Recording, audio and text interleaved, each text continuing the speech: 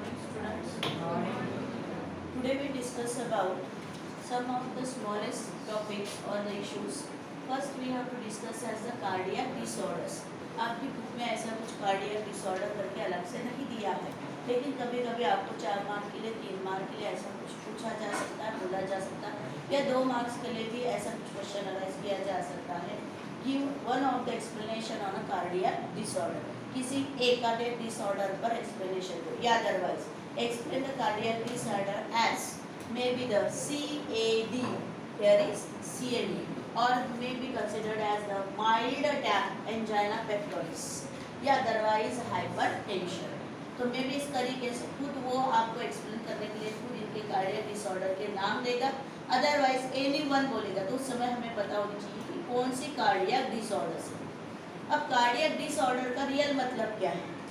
Cardiac, that is maybe have an one organ in our body known as to heart, which is only and only made up by the cardiac muscles and may be involuntary to going on to continuous functional role to have a circulation throughout the body. Okay, but there may be, if such a cardiac muscles, tissues or cells undergo the abnormalities, disorder, okay, अगर यही हमारी heart की जो cardiac muscles है, sales है, tissue है, ये अपने आप में डिसऑर्डर में चली जाती है, एबनॉर्मल फंक्शन में चली जाती है, तो उस समय में हार्ट डिसीजेस नहीं बोलती, one who scientific word use as to be the disorder, क्योंकि हमारी हार्ट में कोई ऐसी स्पेसिफिकली बैक्टीरिया की माइक्रो ऑर्गेनिजम्स की इन्फेक्शन होती है, लेकिन उसके अलावा खुद ब खुद हमारी बॉडी की हार्ट की जो मसल्स और सेल्स है वो खुद ब खुद एबनॉर्मल फंक्शन करना शुरू कर दे, या रेगुलरिटी से कहीं वो अचानक से कुछ अलग सा फंक्शनल रोल प्ले करे, या अदरवाइज में भी फास्टर रोल प्ले करे, या स्लोअर डाउन, तो में भी called as to be the disorder, यानी अपने रेगुलेशन से, अपने ऑर्डर से क्या हो जाता है, वो डिस हो जाता है, अवे हो जाता है। सो मे भी इसी डिसऑर्डर की वजह से कुछ ऐसे डिसीजेस है जो हम पढ़ेंगे। पहला दिया हाइपरटेंशन, जिस कल ही हमने डिस्कस किए हैं कि हाइपरटेंशन कब हो सकता है, जब किसी नॉर्मल पर्सन का बीपी, ब्लड प्रेशर हाई हो जाए। कितना हाई हो जाए तो हमने पढ़ा है 140/90, उसके अलावा भी मे भी हाइपर कितना हो सकता है 180-120, कितना हाइपर हो सकता है 200 and 360 to 200, इतना भी हाइपर हो सकता है। So may be at that time the person which can be suffer from the hypertension. Okay, उस हाइपरटेंशन के कई सारे रीजंस हैं कि हाइपरटेंशन किसकी वजह से, बीपी बढ़ने से। तो बीपी क्यों बढ़ेगा हमने कल ही देखे कि ऐसा उस इंसान के साथ क्या क्या हो सकता है जिसकी वजह से उसका बीपी बढ़ेगा। तो मे भी हमने कहा है कि उसका ब्लड वॉल्यूम सही तरीके से फ्लो नहीं होगा, मे भी हो सकता है कि वो ओबेसिटी में, मोटापे में हो, मोटापा हो। ओके, हमने देखा है कि कंसिडरेशन में उसकी हार्ट सही तरीके से एट्रियम या वेंट्रिकल्स काम नहीं कर पा रही है, या अदरवाइज में भी कार्डियक आउटपुट सही मात्रा में नहीं दे पा रहा है, अदरवाइज में भी कार्डियक मसल्स की जो पेरिफेरल रेजिस्टेंसी, यानी जो स्ट्रेंथ थी कार्डियक मसल्स ही खुद ब खुद कमज़ोर हो रही है, तो कैसे पंपिंग करेगी, वो भी हो सकता है। ब्लड वॉल्यूम चेंजेस होने की वजह से, मे बी लेंथ या डायमीटर ऑफ ब्लड वेसल्स की चेंज होने से, जितनी ब्लड वेसल्स की लेंथ चाहिए एक नॉर्मल हेल्दी पर्सन में, अचानक से डाइट के कारण, मेडिसिनल डोज के कारण, या किसी डिसीज़ के कारण अचानक से श्रिंकेन हो जाए। ओके, लेटर ऑन ब्लड की विस्कोसिटी की वजह से ब्लड उसकी शरीर में जिस विस्कोसिटी में, जिस फ्लूइडिटी में था, अब अचानक से किसी कारणवश वो गाढ़ा हो गया है, ज़्यादा विस्कस हो गया बिफोर दैट, पहले से भी, उस वजह से, या उसकी एज कितनी है, वो कौन है, मेल है कि फीमेल है, अदरवाइज वेनस रिटर्न, ब्लड अगर डीऑक्सीजनेटेड वापस आता है तो कितने समय में आता है, या मे भी रिटर्न बैक हो पाता है कुछ कारणवश, कुछ एबनॉर्मलिटी की वजह से, या अदरवाइज उसकी सही तरीके से स्लीप नहीं हो पाती, या अदरवाइज वो बहुत ज़्यादा इमोशनल है, या उसकी लाइफ में ऐसी कुछ घटनाएं हुई हैं, ऐसा कुछ हुआ है कि वो इमोशन में है, पेन में है, बहुत ज़्यादा टेंशन में है, अनएग्जिटी, जिसकी वजह से उसकी शरीर में कुछ अजीब सी कंडीशन शुरू है, कुछ इन्फेक्शन है, या सही तरीके से डाइट नहीं, या मेडिसिनल डोज ज़्यादा है, जिसकी वजह से अपने आप में उसमें अचानक से कुछ अजीब सा महसूस करता है, या उसकी बॉडी में अजीब सी फीलिंग आती है, अनएग्जिटी, या फिर हमने देखा है माल फंक्शनिंग ऑफ हार्ट, हार्ट सही तरीके से काम नहीं कर पा रहा है, वॉल सही तरीके से रोल प्ले नहीं कर पा रहे, वॉल कमज़ोर है, एट्रियम सही तरीके से काम नहीं करते, वेंट्रिकल सही तरीके से काम नहीं करते, हार्ट वॉल सही तरीके से काम नहीं करती, या अदरवाइज में भी कंसिडर दैट आर्टरीज हार्डनिंग हो गई है। पढ़ा है हमने आर्टेरियोस्क्लेरोसिस और atherosclerosis. Arteriosclerosis deposition of calcium in inner layer of an lumen of an arteries. Atherosclerosis deposition of an fats in an inner layer of an lumen of arteries may be considered that कि कुछ hormonal changes की वजह से yes इतनी सारी, और इससे भी कई ऐसी रीजंस है कि कोई अल्कोहलिक होता है, कोई स्मोकिंग करता है, बहुत ज़्यादा गहरी स्मोकिंग भी करते हैं कुछ लोग, एक दिन में कम से कम 5-5, 6-6, 7-7, 8-8 सिगार लेते, बीड़िया लेते हैं। सो इसकी वजह से भी बहुत सारी रीजंस है, या में भी उसे कोई सेकेंडरी डिसऑर्डर है, टीबी जैसे, कैंसर जैसे, एड्स जैसे, ऐसे कोई सीरियस डिसऑर्डर्स है, उसकी वजह से भी कई सारे ऐसे रीज़न है जिसकी वजह से हाइपरटेंशन उसे हो सकता है। तो में भी एंजाइटी हमारे प्रोनाउंसिएशन पर डिपेंड करता है, पर स्पेलिंग वही जो बुक में दिया है, anxiety. Then may be called as this, there is hypertension which is going on to maybe persistently raise blood pressure, persistently raise blood pressure यानी अचानक से, persistently यानी अभी तक नहीं था, अभी तक बॉडी पूरी तरीके से नॉर्मल थी, अचानक से persist हुआ है, अचानक से सडन चेंज, जिसे सडन बीपी इंक्रीज होता है, जिसकी वजह से हाइपरटेंशन हो सकता है, और इस हाइपरटेंशन की वजह से में damage the heart, brain and kidney. बहुत ही सिंपल तरीके से दिया है कि हाइपरटेंशन से क्या हो सकता है, हमारी ब्रेन अदरवाइज हार्ट या किडनी डैमेज हो सकती है। देन लेटर ऑन में भी heart uses more energy to pumping the blood towards the differential body parts, यानी हार्ट इतना कमज़ोर हो जाता है कि उस हार्ट को इतनी एनर्जी लगती है कि वो बहुत एनर्जी यूटिलाइज करके कॉन्ट्रैक्शन में अपने वेंट्रिकल्स को लाता है और ब्लड पंपिंग करने के लिए कोशिश करता है। हार्ट को बहुत ज़ोर लगता है, जिस समय में हार्ट में ज़ोर लगता है तो अपने आप में हार्ट में दर्द उठता है। That is may be condition of an angina pectoris may be due to the hypertension. एक की वजह से दूसरा, दूसरे की वजह से तीसरा। Attack, heart attack, angina pectoris is considered as to be the mild heart attack, यानी पहले जैसे होती किसी को पहला अटैक आके गया, दूसरा अटैक आके गया, तो उस तरीके से ये पहले अटैक की तरह है, दूसरी अटैक की तरह, तो तीसरी अटैक में नहीं बचती। सो कंसीडर दैट, तो इस तरीके से उसे एंजाइना पेक्टोरिस भी हो सकता है, किसकी वजह से, हाइपरटेंशन की वजह से। सो मे बी इसमें वही कार्डियक मसल्स को सही तरीके से sufficient content of an blood supply नहीं होता, ऑक्सीजन सप्लाई नहीं होता, न्यूट्रिएंट सप्लाई नहीं होता, तो नेचुरल है कार्डियक मसल्स क्या हो जाती है, वीकेंड हो जाती है, कमज़ोर हो जाती है, और सही तरीके से नेचुरली कॉन्ट्रैक्शन या रिलैक्सेशन नहीं कर पाता, यानी हार्ट नॉर्मल फंक्शन नहीं कर पाता। अगर हार्ट नॉर्मल फंक्शन नहीं कर पाता तो सही सफिशिएंट कंटेंट में ना ब्रेन को ब्लड पहुंच पाती है, ना किडनी तक जा पाती है। किडनी तक क्यों जानी चाहिए, for the filtration, supply to the kidney एक रीज़न है, लेकिन दूसरी for our body as to just जिसे हम बोलेंगे कि फिल्टर करना, हमारे ब्लड को शुद्ध करना। तो पहला रीज़न किडनी में क्यों जाना चाहिए, तो हमारी बॉडी से जो डीऑक्सीजनेटेड या वेस्ट लेके आई है, वो वेस्ट आया हुआ और डीऑक्सीजनेटेड जो ब्लड है वो किडनी में जाएगा, किसके लिए, उसे फिल्टर करने के लिए, उसके अंदर की जो वेस्ट है या मे बी CO2 है, उसे कुछ ना कुछ हद तक कन्वर्ट करके कुछ मात्रा में ग्रेडियंट में बदल के हमारी यूरिन को क्या करेगा, वेस्ट आउट, शरीर से बाहर निकाल देगा। सो एक की वजह से दूसरे ऑर्गन्स अफेक्ट होंगे, दूसरे की वजह से तीसरे ऑर्गन्स अफेक्ट होंगे।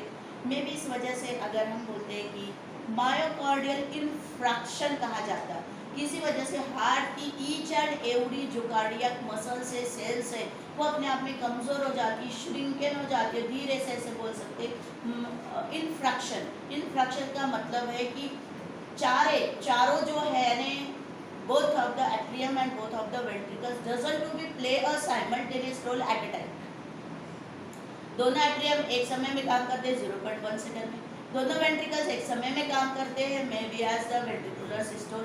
पर दोनों एट्रियम अब एक समय में काम नहीं कर पाएंगे क्योंकि हार्ट वॉल कमजोर हो गई।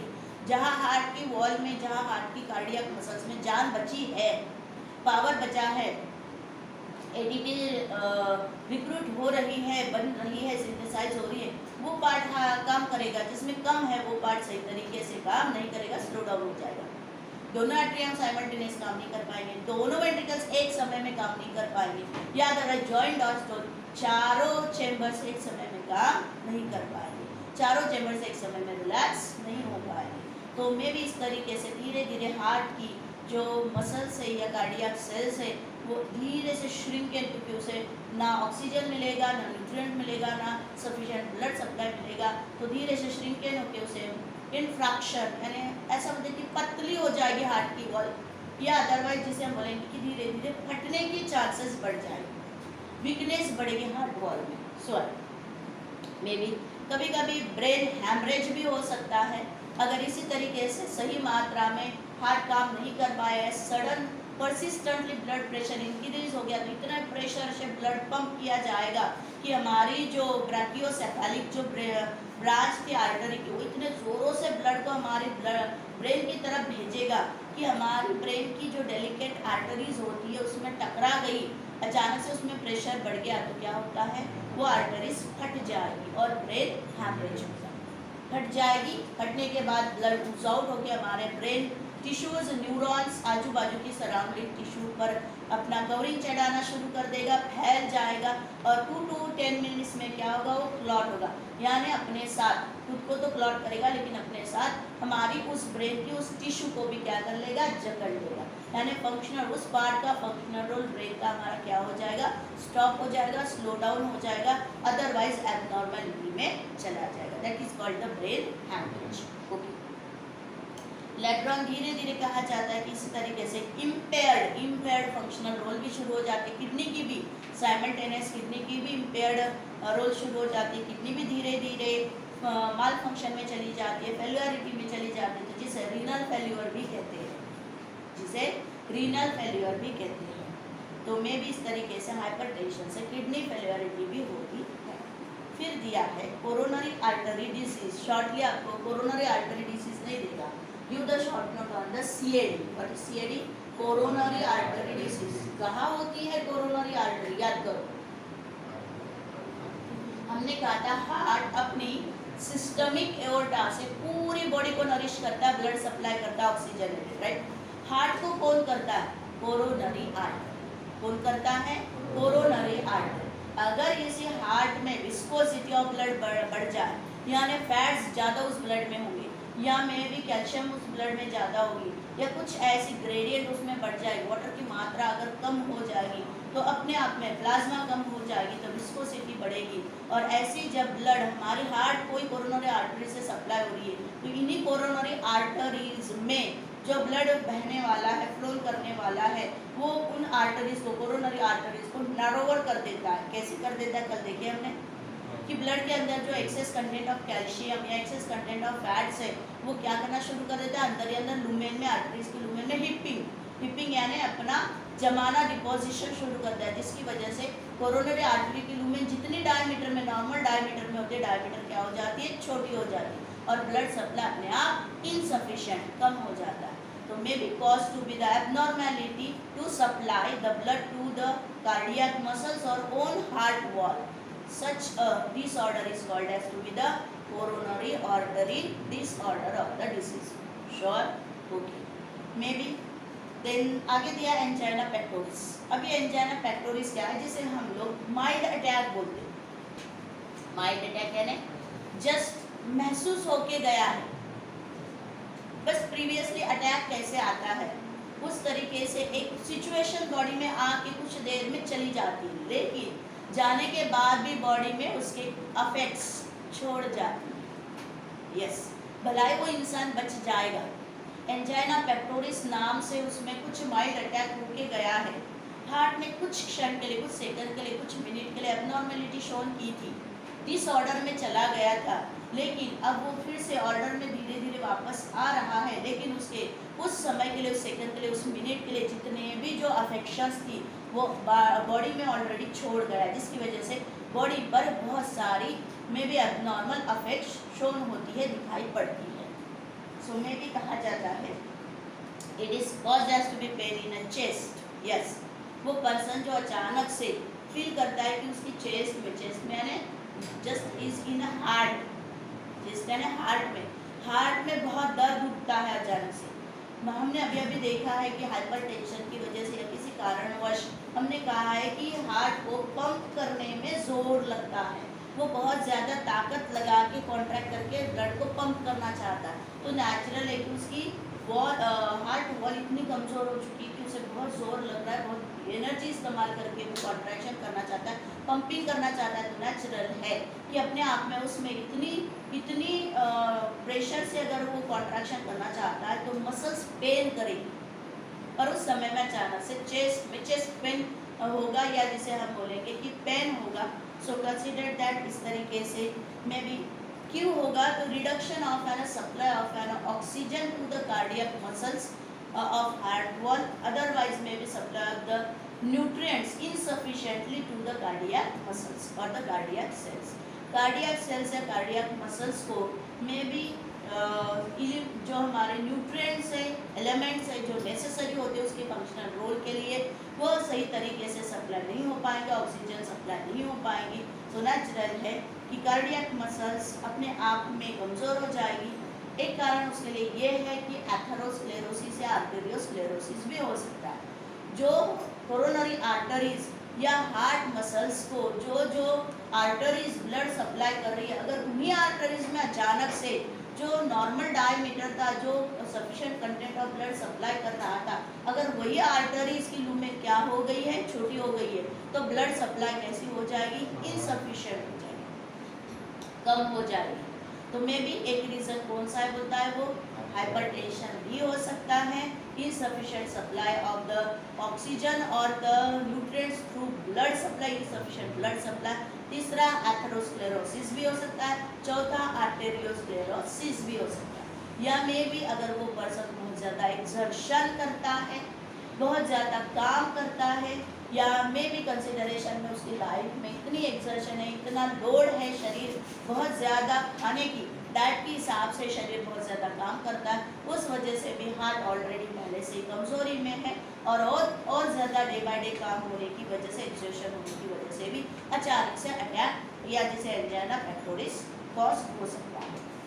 May be heaviness in the chest, बोलते जड़ लगता है, सुना होगा आपने, छाती में जड़ लगता है, कॉमन लैंग्वेज है, वही दिया है हमारी इंग्लिश लैंग्वेज में कि हैवीनेस महसूस होती है चेस्ट में, ऐसा लगता है शायद ये जड़ हो गया पार। ऑक्सीजन अगर सप्लाई सफिशिएंट है तो हल्की महसूस होती है हमारी ऑर्गन्स, पर अगर किसी पार्ट में दर्द महसूस होता है तो हमें ऐसा लगता है कि जिस पार्ट में दर्द हो रहा है वो पार्ट आज से हम बहुत ज़्यादा अपने साथ ढो रहे हैं, बहुत हैवी महसूस होता है। जिस पार्ट में भी दर्द हो रहा है फिर महसूस होता है कि यस ये हमारे बॉडी का एक पार्ट है और हैवी महसूस हो रहा है। बिल्कुल उसी तरीके से ऐसे तो हमें महसूस भी नहीं होता कि यस हार्ट है, इतना वजनी है और इतने सही तरीके से इतने ब्लड वॉल्यूम को संभालता है, पंप करता है, लेकिन जिस समय में पेन उठता है तो उस समय में हैवीनेस महसूस होती है।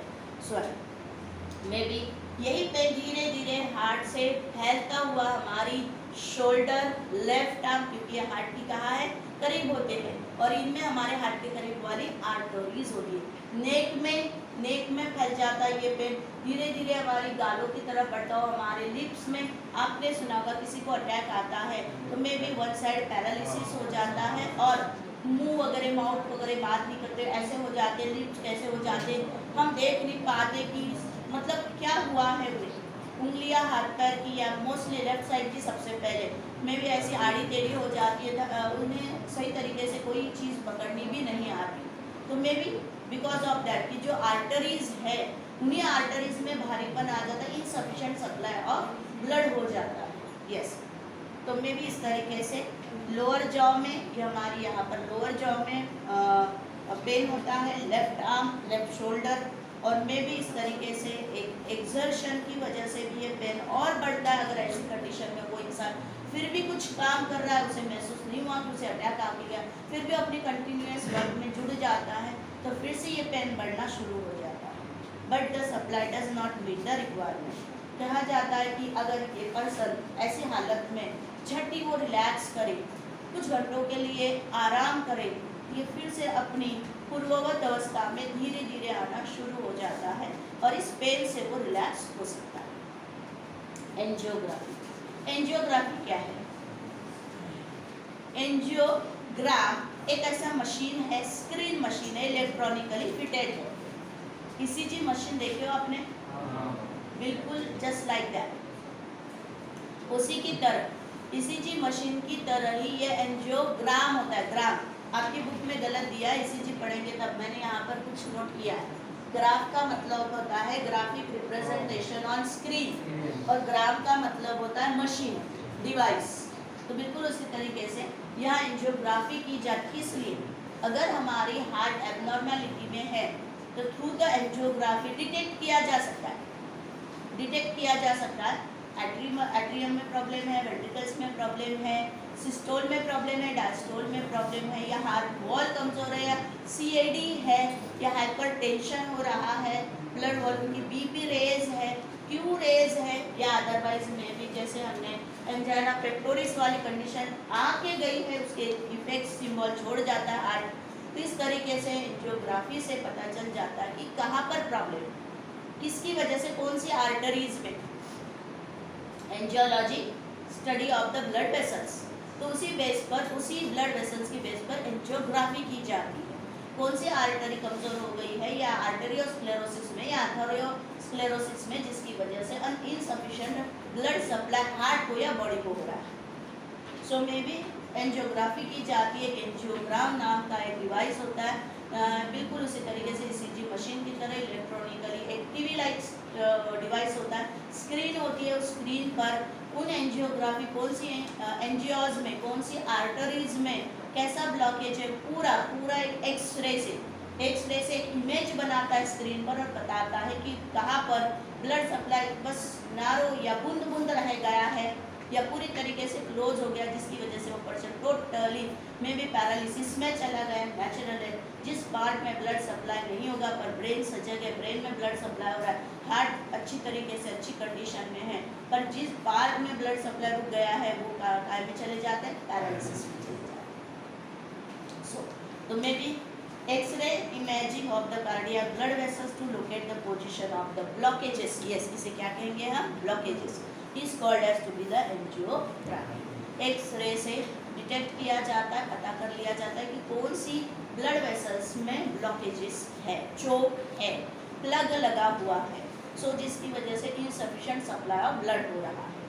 मे भी डिपेंड करता है विद डिग्री ऑफ ब्लॉकेजेस कितना है, फुल ऑफ डायमीटर ब्लॉकेज है, हाफ है, मे बी 1/4 है या 3/4 है, उसके ऊपर डिपेंड करता है कि may be what type of remedial procedure is to be applied. There is 2 remedial procedures, one called as the angioplasty and the bypass surgery. एक कौन है? एंजियोप्लास्टी और दूसरी है बाईपास सर्जरी। अब एंजियोप्लास्टी क्या चीज़ है?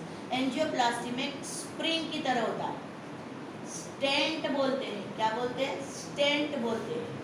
एक स्प्रिंग की तरह होता है, पहले तो पतली सी लाइंस की तरह एक छोटा सा स्ट्रक्चर होता है, वो निकेल और कैडमियम से बनाया जाता है, हेवी वाली मेटल से, जो हमारे शरीर में उन ब्लड आर्टरीज में डालने के बाद भी सड़ेगा नहीं, गलेगा नहीं, रुकेगा नहीं और हमारी उन ब्लड वेसल्स को कभी भी श्रिंकेन होने नहीं देगा। तो वो एक तरीके से छोटा सा स्प्रिंग, आपने पेन का स्प्रिंग देखा है, पहले कितना नॉर्मल साइज में होता है, फिर जब वो यूज़ करते हैं तो फैलाते हैं, बराबर है। तो मैं भी इस तरीके से ये स्टेंट बिल्कुल वही स्प्रिंग की तरह होता है, खास डिजाइनेटेड फॉर्म में होता है। वो हमारी किसी आर्टरी को छोटा सा होल करके उससे वो एक छोटी सी निकल कैडमियम की तार से या थ्रेड होती है, उससे बराबर पास ऑन करते, सरकाते हमारे शरीर से, मोस्ट ऑफ हमारी इन आर्टरी से सरकाते, अदरवाइज हमारे थाई की आर्टरी से सरकाते। छोटा सा छेद होता है, वो कुछ दिनों में भर जाता है, तो वहाँ से छेद करके वो स्टेट डाल देते हैं और सरकाते हुए बराबर हमारी हार्ट की उसी वे से इधर स्क्रीन पर देखा जाता है, एंजियोग्राफ देखा जाता है और इधर धीरे धीरे से थ्रू द इंस्ट्रूमेंट से उसे सरकाया जाता है और जहाँ चोक और ब्लॉकेज होता है वहाँ ले जाके वो डाल देते। वहाँ ले जाके डालने के बाद एक तरीके से स्पेशलिटी से उसे फैला देते हैं, उसी इंस्ट्रूमेंट से, जिसकी वजह से अगर वो चोक है तो वो क्या हो जाएगा, वो अपने आप में वो जो ब्लड वेसल से इलास्टिक नेचर की होती है इंटरनली, वो क्या हो जाते बलून की तरह थोड़ी सी फुल जाती है। अगर फुल जाएगी तो डायमीटर क्या हो जाएगा, बड़ा हो जाएगा। May be to getting as an a sufficient content of an blood supply to the arteries और मे बी बॉडी पार्ट्स, जहाँ जहाँ वो आर्टरी जाएगी वहाँ सफिशिएंट ब्लड सप्लाई शुरू हो जाएगी। ये स्टेंट यानी एंजियोप्लास्टी। अब बाईपास सर्जरी क्या है, मोस्ट ऑफ ऐसी आर्टरीज होती है जहाँ पर स्टेंट कुछ भी काम नहीं कर सकता, इतना बड़ा चोक होता है, इतना बड़ा ब्लॉकेज होता है कि उसे ना मेडिसिन खरोच के पिघला के निकाल सकती है, अदरवाइज ये स्टेंट भी वहाँ डालने के बाद भी पहुँच नहीं सकता। डॉक्टर बराबर कीन ऑब्जर्वेशन से उसे भाप लेते हैं, उस आर्टरी को वहाँ से काट देते, जहाँ चोक होता है वहाँ की आर्टरी काट देते हैं। हमारी थाई रीजन की आर्टरी हमने पढ़े, नेक में होती है, शोल्डर में होती है, रेडियल में होती है, थाई रीजन में, ऐसी बॉडी की आर्टरी जहाँ पर उस छोटा सा पार्ट को काट के अगर इस्तेमाल भी करे तो कोई प्रॉब्लम नहीं होगा, उसे उतना ही पार्ट निकाल देते हैं और हमारी उस CAD कोरोनरी आर्टरी डिजीज वाले में या हार्ट की आर्टरी में या बॉडी में जहाँ किसी आर्टरी में वो चोट है वो उससे निकाल के ये आर्टरी वहाँ ज्वाइन कर लेते हैं। क्या हो जाएगा, बाईपास। बाईपास का मतलब सीधे रास्ते नहीं, क्या कर लिया हमने, बाईपास कर लिया, यानी फ्लो का रास्ता बदल दिया। अब तो ऐसी टेक्निक आ गई है कि हमारे बॉडी की कोई दूसरी आर्टरी निकालने की ज़रूरत नहीं है, प्लास्टिक की एक छोटी सी आर्टरी रेडीमेड मिलती है। प्लास्टिक यानी just made up of such substances which nothing to be spoil, nothing to be decompose and harm to our body. ऐसे चीज़ से बनी होती है जो हमारे बॉडी में डालने के बाद भी सड़ती नहीं है, गलती नहीं है और हमारी बॉडी में जाने के बाद वो पॉइजन या हार्म कॉज नहीं करती। वो छोटी सी वेसल्स, उन वेसल्स को काटते हैं, वो वही रह देते हैं, उसे खरोचते नहीं, कुछ नहीं करते।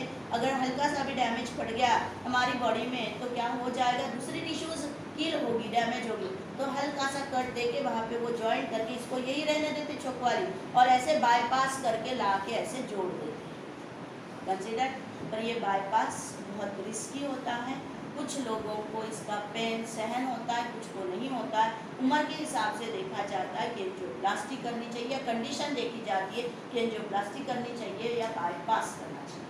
तो मैं भी अगर बहुत ज़्यादा ओल्डर पर्सन होते तो उनमें बाईपास सहन करने की शक्ति नहीं रही, वो बहुत ज़्यादा पैनिक में है या कुछ ऐसी उनके जीवन में घटनाएँ हो गई है तो उन्हें बाईपास नहीं किया जाता, उनमें एंजियोप्लास्टी करके कैसे तैसे उनका 10-15 साल का जो आयु है वो बढ़ा सकते हैं बिकॉज ऑफ द एंजियोप्लास्टी से। और बाईपास से वो 3-4-6 साल जी सकता है, अदरवाइज जी गया तो पूरी लाइफ भी जी देता है। हार्ट ट्रांसप्लांट आपको पता है, जिस किसी पर्सन का हार्ट फेल्योर होते चला गया है, सही तरीके से काम ही नहीं कर रहा है, हार्ट की पूरी कार्डियक मसल से अबनॉर्मल है, तो सीधा उसका हार्ट मेन वेसल से काट के जो कोई डोनर होता है या जो कोई जस्ट डेड पर्सन, जस्ट अभी अभी मरा है, डेड पर्सन है, डेड बॉडी आई है और जिसका कोई अता पता नहीं है, जिसका कोई वारिस नहीं है, जो हमने देखा है कई बार की में भी ऐसी बॉडीज होती है जिन्हें रास्ते पे कहीं मिल जाती है या पड़ी रहती है, मरी रहती है, तो ऐसे पर्सन को कोई लेने नहीं आता तो उनकी हार्ट किसी को डोनेट की जाती है, या खुद ब खुद आई डोनेशन सुना होगा, किडनी डोनेशन, हार्ट डोनेशन ऐसे भी होते हैं। So it is may be the heart transplantation, that is replacement of severely damaged heart by normal heart from brain dead or the recently dead donor is called the heart transplant. brain dead का मतलब अभी अभी just मरा है लेकिन उसकी heart बहुत ही healthy है, ठीक है, ब्रेन डैमेज है या ब्रेन से उसकी जान जा चुकी है पर हार्ट की अटैक से नहीं, हार्ट हेल्दी है, brain dead. So there silent heart attack, बिल्कुल हार्ट अटैक ही है लेकिन साइलेंट, उस पर्सन को खुद रियलाइज नहीं होता कि मुझे हार्ट अटैक होके चला गया या वो हार्ट अटैक ही था, उसे कहते हैं silent heart attack. May be silent heart attack also known as to be the silent myocardial infraction या इन्फार्क्शन। सो मे बी ये हार्ट अटैक ही कहलाया जाता है। वही जनरल सिम्टम्स है कि may be extreme chest pain, वही बिल्कुल एंजाइना पेक्टोरिस की, हाइपरटेंशन से हो सकता है, शॉर्टनेस ऑफ ब्रेथ, सांस सही तरीके से नहीं ले पाते उम्र के हिसाब से, ओबेसिटी के हिसाब से, दमा होना बराबर है अस्थमा की वजह से, बहुत सी रीज़न है, हम यहाँ सारी एक्सप्लेन नहीं कर सकते, कुछ तो दिया है उसमें। स्वेटिंग किस लोगों को, कुछ लोगों को बहुत ज़्यादा स्वेटिंग होती है, यूरिन सही तरीके से पास ऑन नहीं हो पाती। देन डिजीनेस मतलब अजीब सा ऐसी गर्मी गर्मी महसूस होती है या अचानक से ठंडी लगती है। कुछ पर्सन ऐसे होते हैं आफ्टर 35-40 के बाद बोलते हैं बहुत जल्दी मुझे गर्मी भी होती है और बहुत जल्दी ठंडी भी लगती है। डिजीनेस एक अजीब सी condition. Then symptoms of silent heart attack. So mild and बहुत ही सूक्ष्म होती है, वो पर्सन खुद भी नहीं समझ पाता। ऐसे तो हमें कई बार दौड़ते कुछ करते काम करते हैं बहुत ज़्यादा काम मतलब क्या बोले रात देर तक जग लिए तो भी हल्का सा दर्द चेस्ट में महसूस होता है। अगर हमने बहुत देर तक खाना भी नहीं खाया तो भी कभी कभी हमारी हार्ट हेवी महसूस होती है। तो मे भी हम लोग बोलते नहीं ये तो होते रहता है, ऐसा तो होते ही रहता है, चलते ही रहता है, तो ऐसा ही समझ के वो इंसान इसको टाल देता है। तो दैट मे बी माइंड बहुत ही साइलेंट होती है। ऑफन कंफ्यूजेस, पर्सन कंफ्यूज हो जाता है कि हम मेरे डेली काम की वजह से कि सचमुच हार्ट अटैक, कंफ्यूज होता है। मे बी रेगुलर डिस्कम्फर्ट, उसे रोज़ रोज़ थोड़ी सी हल्की सी डिस्कम्फर्ट, आज थोड़ा अच्छा नहीं लग रहा, फिर कल के मुकाबले आज और ज़्यादा अच्छा नहीं लग रहा है, आज के मुकाबले शायद कल और ज़्यादा अच्छा नहीं लगेगा। डे बाय डे उसका डिस्कम्फर्ट बढ़ते चला जाता है। देन देयर बाय इग्नोर पर वो इग्नोर करता, हाँ चलते रहता है, होते रहता है, कुछ नहीं होता मुझे। ऐसे बहुत से लोग हैं, नहीं मैं गोलियाँ नहीं खाऊंगा, कुछ नहीं होता, मैं स्ट्रांग हो जाता है, ठीक हो जाता है, टाल देते। एक दिन पता चलता है इतना हेल्दी पर्सन जो एक गोली भी नहीं खाता था हार्ट अटैक से चला। मे बी देन इस तरीके से कई सारे ऐसे केसेस हैं जिसे हम स्टडी कर सकते हैं जो साइलेंट अटैक या माइल्ड अटैक कहलाया जाता है। मोस्टली कहा जाता है कि मेल्स आर मोर अफेक्टेड, क्योंकि मेल में बीपी कैसे होता है फीमेल की कंपैरिजन में हाई। चलो ECG, electrocardiogram, graphic representation of the electrical variations, electronically fitted होते, electrical variations detected at the surface of the body during their propagation through the wall of the heart. Heart से जब भी pumping होती है तो हमारी पूरी बॉडी सरफेस में आर्टरीज जब ब्लड को फैलाती है, स्प्रेड करती है, ब्लड फ्लो करती है, तो उस समय में जो डिटेक्ट करती है वेव्स, उन वेव्स को किसके ऊपर दिखाता है, वो ग्राफिक रिप्रेजेंटेशन में। It is called as to word electrocardiograph and shortly is the ECG. And what is mean as a ECG machine? It is a device or instrument to detect the electrocardiograph or the ECG. Graphic gives the graphic representation on its screen.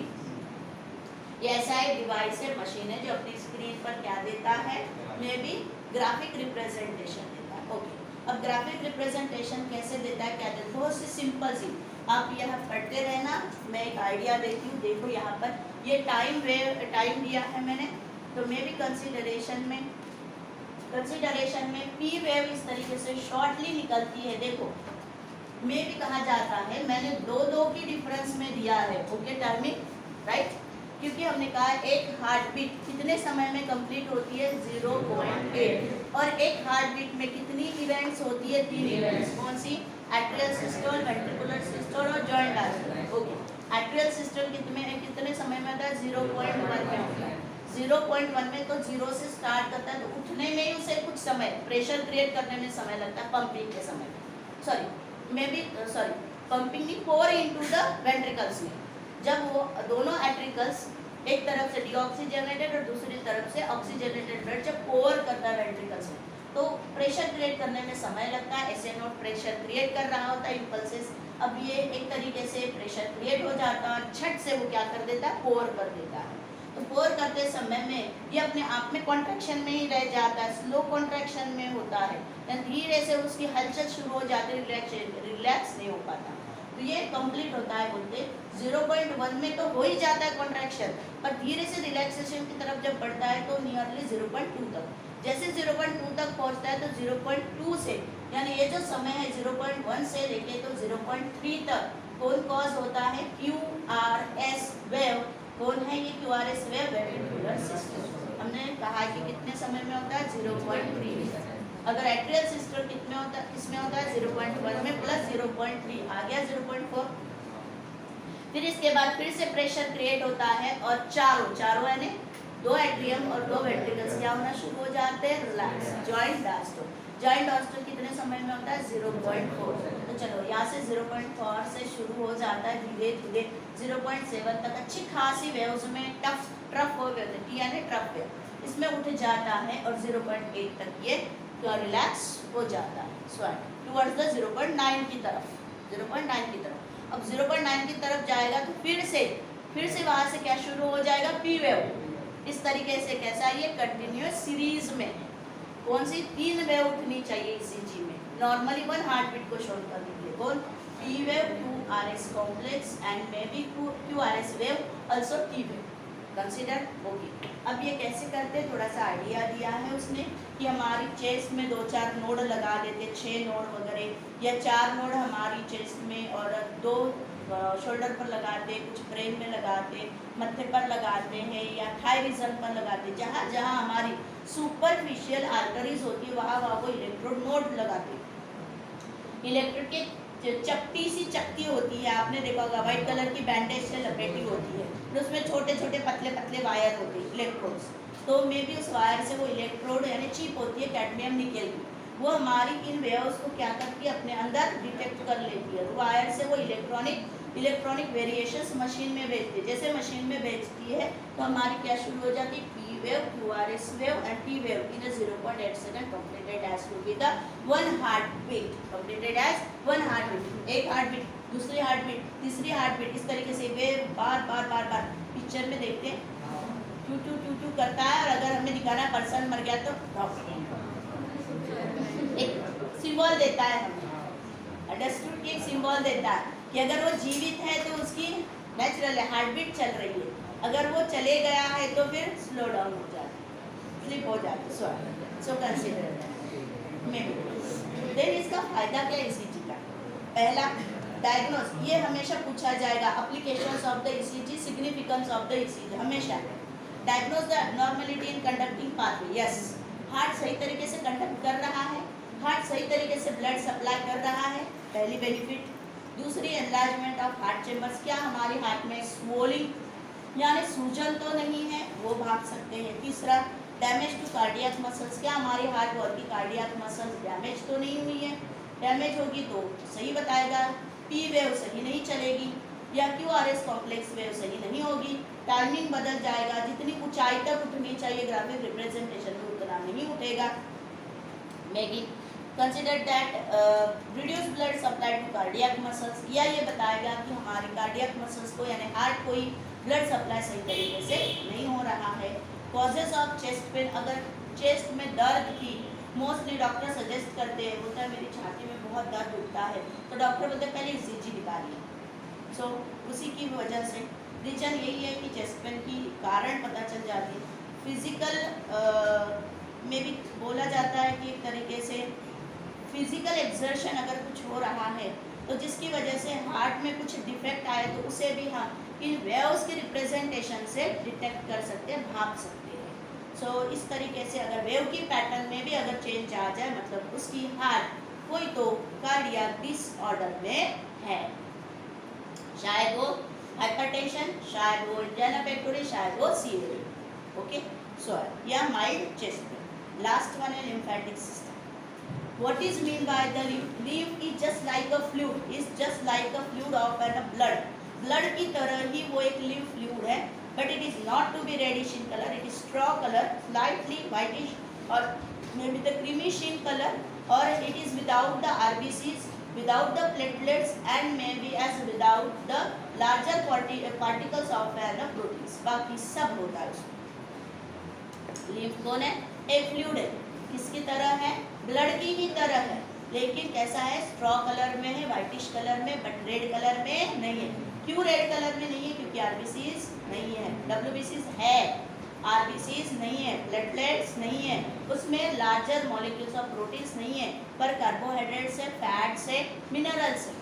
Consider वही plasma है, वही water content है, वही सारी चीज़ें, regulators है, hormones है, और सॉरी रेगुलेटर्स है, हार्मोन्स है, एक्सचेंज ऑफ गैसेस भी है, में भी कई सारी न्यूट्रिएंट्स भी है, प्रोटीन्स भी है, लेकिन स्मॉलर मॉलिक्यूल्स है, लार्जर वाली नहीं है। तो में भी सब मिलके जो एक फ्लूइड हमारी बॉडी में दौड़ रहा है, रन कर रहा है, that is may be called as to be the lymph. लेकिन लिम्फ सेल के अंदर नहीं होता, लिम्फ कहाँ होता है? In between the two cells. हमारी बॉडी में जितनी भी नंबर ऑफ सेल्स है, हमने कहा हमारी body nearly trillion numbers of cells से बनी होती है। उन दो सेल को ECF, कुछ याद है आपको? Extra cellular fluid. Yes, that extra cellular fluid, extra cellular मतलब सेल के बाहर भी कुछ फ्लूइड है, तो सेल के बाहर का फ्लूइड कौन है? That is the lymph, that is the lymph. One mark question, what is the lymph? And such a lymph with flown with some of the close blood vessels also. कहा जाता है कि such a lymph which can be bath the cells, हमारे body की each and every cell को नहाती है, नहलाती है। जैसे हम लोग कोई चीज़ को पानी में कैसे डुबो के रखते हैं, बिल्कुल उसी तरीके से हमारी हर एक सेल काय में डूबी है? लिम्फ में डूबी हुई है चारों ओर से। यानी हर दो सेल के बीच में इतनी माइक्रो गैप है कि उस माइक्रो गैप में भी क्या भरा हुआ है? लिम्फ भरा हुआ है। ओके, और उन्हीं दो सेल के बीच से एक छोटी सी नलिका निकलती है, छोटी सी नलिका निकलती है। So thinnest nature of capillaries called as to be the lymph capillaries. Then it may be showing the branches into lymph vessels. Lymph vessels have two branches going towards as the right branch, right parts, and going toward the left branch, towards the left parts. इनकी दो branches बनती है। Lymph vessels की lymph arteries बोलते हैं। और में भी जहाँ पर जैसे हमारा हार्ट एक ऑर्गन है जहाँ पर ब्लड रोका जाता है, ब्लड को सप्लाई किया जाता है, मेन सर्कुलेटिंग ऑर्गन, वैसे हमारे बॉडी में कई वेरियस टाइप के छोटे छोटे कैविटीज है, छोटे छोटे टिश्यूज है जहाँ से लिम्फ को सर्कुलेट किया जाता है, कॉल्ड द लिम्फ नोड्स। इन्हें क्या कहा जाता है? लिम्फ नोड कहा जाता है। तो इस तरीके से हमारी बॉडी में कौन है? लिम्फेटिक सिस्टम है। लिम्फेटिक सिस्टम क्या करती है? एक्चुअली लिम्फेटिक सिस्टम हमारी बॉडी में जो भी इन्फेक्शन आता है, उसे डिटेक्ट करती है एक्सटर्नली, और वही इन्फेक्शन को, उसी इन्फेक्शन को वही किल करने की कोशिश करती है। क्यों? क्योंकि लिम्फ में कौन है? WBCs है। लिम्फ में कौन है? WBCs है। हम डिटेल में पढ़ चुके हैं WBCs का काम क्या है। WBCs ही हमारी कौन है? Mostly as the immune system है, रेजिस्टेंस है, डिसीज रेजिस्टेंस। यस, चलो लास्ट पॉइंट है टॉन्सिल। टॉन्सिल क्या है? हर किसी पर्सन में यहाँ पर एक एयर होती है, जस्ट आइदर और साइड, या जिसे हम बोलेंगे कि either side of the vocal cords के पास में यहाँ पर दो छोटी छोटी लिम्फ नोड, ये कौन है? लिम्फ नोड ही है, टिश्यूज है लिम्फेटिक सेल्स की। तो इनकी लिम्फ नोड बनती है जो हमारी फेरेंजियल रीजन में, हेयर में होती है। मे बी हर किसी पर्सन में कभी कभी कहा जाता है कि 5 टॉन्सिल्स होती है। कितनी? 5 टॉन्सिल्स। लेकिन उनमें से 3 जो टॉन्सिल्स यानी लिम्फ नोड जो होती है वो थोड़ी सी छोटे आकार से और मे बी डीपली सिचुएटेड होती है, और 2 हमारी यहाँ पर अच्छी सी पेयर्ड में होती है, जो हमारी इस गर्दन तक के यानी हार्ट तक के रीजन को हमेशा डिटेक्ट करती रहती है, इन्फेक्शन को, आने वाले माइक्रो ऑर्गेनिजम्स को या बैक्टीरियाज को उन्हें किल करने की कोशिश करती है। तो मे बी इस टॉन्सिल में अगर इन्फेक्शन हो जाए, हम बोलते टॉन्सिल्स फूल गए हैं, तो टॉन्सिलिटीज़ नाम का डिसऑर्डर कॉज होता है इन्फेक्शन की वजह से। मे बी कभी ये वायरल या बैक्टीरियल इन्फेक्शन से होता है। कभी कभी अगर इनमें इन्फेक्शन हो जाए तो सोअर थ्रोट यानी गले के अंदर ही अंदर अचानक से जलन होना शुरू हो जाता है, और हम किसी चीज़ को सोलन यानी इसे हम बोलते हैं कि गिटक नहीं पाती, यानी हमारा खाना सही तरीके से अंदर नहीं जा पाता, दर्द उठते रहता है, और मे बी फीवर आता है, और सोलर लिम्फ नोड्स, हमारी ये लिम्फ नोड जो है टॉन्सिल्स, ये फूल जाती है, बाहर निकल आती है फूल के। मे बी नेजल कंजेशन सांस सही तरीके से नहीं ले पाते, ऐसे लगता है सर्दी नहीं है पर नाक शायद बुझी सी है। सो देयर डिफिकल्टी इन स्वैलोइंग, मतलब पिटकने में तकलीफ होती है, हेडेक, सरदर्द होते रहता है। वायरल टॉन्सिलिटीज़ होती है तो जल्दी नेचुरली भी क्योर होता है हमारी बॉडी इम्यूनिटी से, पर बैक्टीरियल अगर रहा तो एंटीबायोटिक लेना ही पड़ता है। और मे बी टॉन्सिलोटोमी यानी टॉन्सिल्स के ऊपर स्टडी करके टॉन्सिल्स की डिसीजेस डिटेक्ट करनी है या उसकी कुछ ट्रीटमेंट करनी है तो उसे कहा जाता है टॉन्सिलेक्टोमी। टॉन्सिलेक्टोमी उसके ऊपर अप्लाई की जाती है। और मे भी इसमें कभी कभी कुछ टॉन्सिल्स अगर बहुत ज़्यादा डेंजरस कंडीशन में चले जाते हैं, थ्रू द टॉन्सिलोटोमी से टॉन्सिल्स काट के निकाल भी फेंक दिए जाते हैं। कंसीडर यहाँ हमारा ये लेसन खत्म। नीचे कुछ डायग्राम दी है, ऑलरेडी हम इसे पढ़ चुके हैं। नीचे कुछ डायग्राम दिए, इसे आप फॉलो कर सकते हैं।